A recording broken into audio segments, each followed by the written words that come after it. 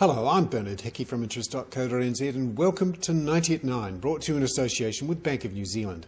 This is your morning briefing where you get everything you need to know in 90 seconds at 9 o'clock, starting now with news. The Irish debt crisis took a turn for the worse over the weekend. There is now talk of a bailout of the Irish government. The Germans are keen on a bailout. That's because they want to use this rescue fund and then replace it after 2013 with a different arrangement where bondholders take some of the pain in any bailout. Now, the Irish are denying they need a bailout and they want to keep their sovereignty, essentially to stop the Germans from running their economy.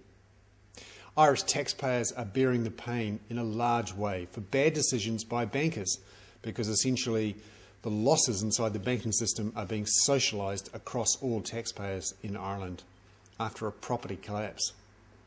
Meanwhile, the G20 talks that finished on the weekend failed to come up with a concrete agreement to end the currency wars. They did agree that they opposed protectionist actions and wanted to avoid competitive devaluations, but they didn't come up with anything concrete to target trade surpluses or current account surpluses. The US wants China to revalue its currency. The Chinese want the US to stop printing money, and the rest want the US dollar to stop falling. There is no end to the currency wars in sight. And finally, back at home, Hanover finances come back to haunt Greg Muir, its former chairman.